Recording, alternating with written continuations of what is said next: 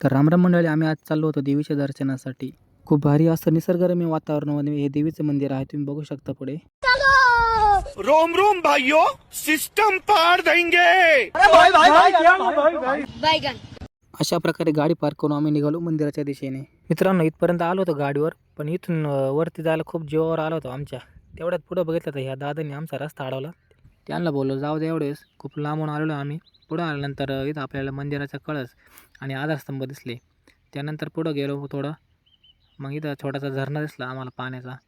तुम्ही बघू शकता मित्रांनो, इथं आपण मंदिराच्या परिसरात आलेलो आहे. खूप भारी असं निसर्गरम्य वातावरण आहे. मोरांचा आवाज पण होता इथं. त्यानंतर देवीचे दर्शन घेतले आणि मित्रांना व्यवस्थित मंदिरात थोडी साफसफाई केली. तेवढं ते मित्रांनी खालून आवाज दिला. मग ते वरती आल्यानंतर त्यांना थोडं चर्चा केली त्यांच्यासोबत. त्यांना विचारलं कसं का झाला प्रवास, काय नाही. त्यांनी पण दर्शन वगैरे घेतले. मग त्यांना बोललो आता चला थोडा निसर्गरम्य वातावरणाचा आनंद घेऊया.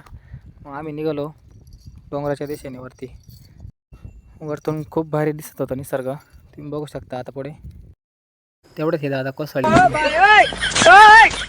हे प्रभु हे हरिनाम कृष्ण जगन्नाथ प्रेमानंद, ये क्या हुआ? मित्रांनो, खूप मस्त आहे इकडे फिरण्यासाठी. तुम्हाला इथं असाल तर तुम्ही नक्की व्हिजिट करू शकता या ठिकाणी. चला तर राम राम मंडळी, बाय बाय.